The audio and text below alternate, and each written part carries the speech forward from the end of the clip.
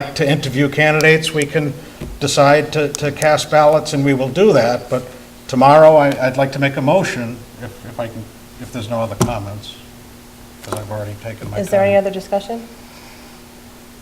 All right, no? Go We'll wait ahead, for the Mike. discussion phase, I guess. I'd like to Somebody make has a say. motion that tomorrow we notify the Board of Selectmen of an anticipated vacancy as of May 20th, and that we will notify the public for the next 7 days and wish to convene a joint meeting within 2 weeks. Let me go through, okay, I'll wait till we get to that point, Your sorry. motion is to notify them on the 28th, right? To give Yes. them the 1 week's time on May 5th? Well, number one, we have to notify the Board of Yep. Selectmen by our policy. Yep, Next, we want to have a 7-day posting, so that gets into yep, May 5th, and then request by May 13th, a joint meeting with the Board of Selectmen to appoint a replacement effective May 21st.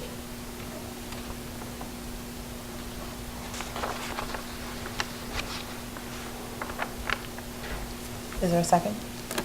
Second. Any discussion? I think Dr. Colley had something. If I may, I just want to get the timeline right. This, as the way we have done this before, as we do the public notices, we usually put them in the newspaper.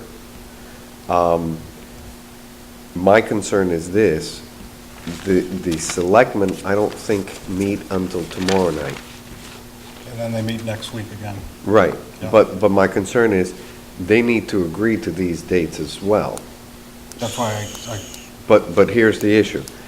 If we're going to put it in the paper, it's already in the paper, we don't have to post it. There's a full-page, 2-page article in our weekly newspaper. We just saved some money. It's well publicized. We don't That's have, not, we don't have a policy for public notice in a newspaper. no, I'm just saying that that's what we've done in the past. We I have, understand, but my motion has exception to past practices and follows existing policy.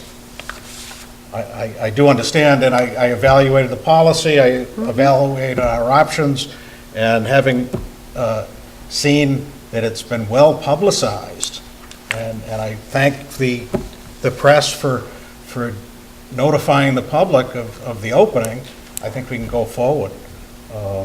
I don't think we need the expense of a legal notice. it's not in the policy. I'm not disagreeing, I'm just concerned that citizens will say, well, I didn't know when we could apply, where to apply, when the selection process was going to be. I didn't put it on my calendar. I wanted to apply, but I couldn't because I didn't know who to give the letter to. I mean, if you take a look, that's why I gave you the public notice. It has all that information in there. Now, whether the dates change or not, that I don't care about. But it has in there, you deliver it here, you deliver it there, here's when we're going to Still make put the... that out. Through the chair. So, my only concern is if we're not going to do this, how does the public, how do you want me to allow, or how is the school committee and the selectmen going to inform the public as to the process by which they do this? Where do we put this kind of notice if we don't go on the paper? Does it, Public postings, if I could through the chair. go ahead, Mike. My suggestion is public postings, and again on cable TV, which the Board of Selectmen's office should, through their town administrator, accomplish that at tomorrow's meeting. My dialogue with members of the Board of Selectmen are looking to accomplish this sooner than later. The June dates start to cross over the very important schedule we have in June. So we can start the process, and there's nothing that I interpret in the policy that holds the starting of the process.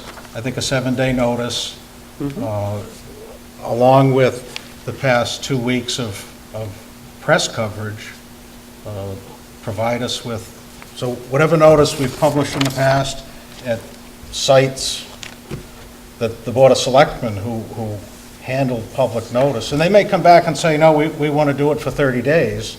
We're working with, I believe it's the reason we're notifying them is twofold. One is proper public notice. So let's let them address that tomorrow.